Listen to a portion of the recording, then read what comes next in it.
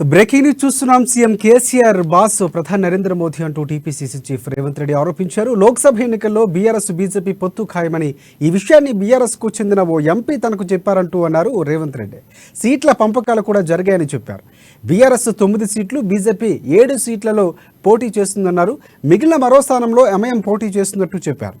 ప్రభుత్వ వ్యతిరేక ఓట్లు చూపించడమే బీఆర్ఎస్ బీజేపీ లక్ష్యమన్నారు రేవంత్ రెడ్డి.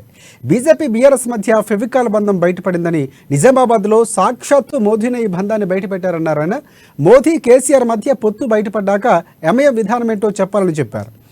బీఆర్ఎస్ను గెలిపించడానికే మోదీ పదే పదే రాష్ట్రానికి వస్తున్నారంటూ రేవంత్ రెడ్డి వ్యాఖ్యానించారు.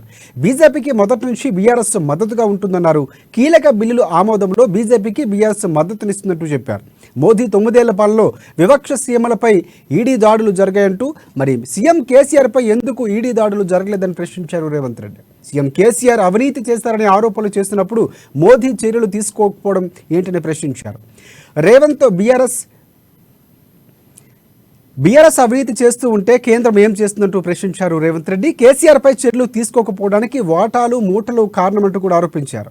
కొడుకును సీఎం చేయడం, బీజేపీ రాష్ట్ర అధ్యక్షుడిని మార్చడంపై కేసీఆర్ ప్రధాని మోదీతో చర్చించారన్నారు.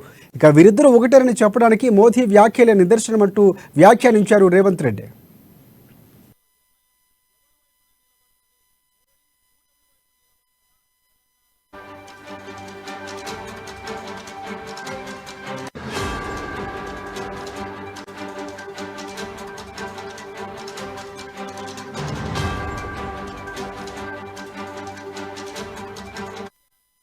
కన్నీళ్లు గుర్తొస్తాయి. వాళ్ళిద్దరు అవిభక్త కవల పిల్లలు.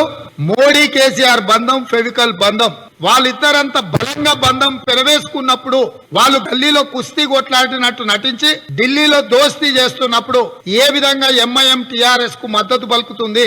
ఈ తెలంగాణ సమాజానికి స్పష్టతనివ్వాల్సిన బాధ్యత అసదుద్దీన్ ఓవైసీ పార్లమెంట్ సభ్యుల మీద ఉన్నది.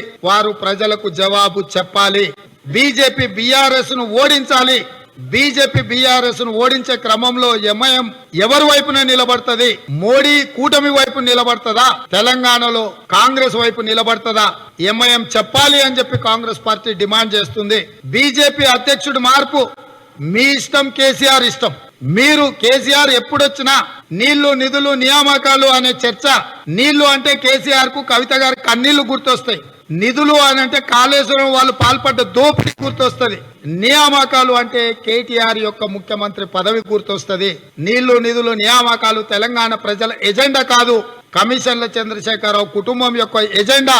వాళ్ళిద్దరు అవిభక్త కవల పిల్లలు. మోడీ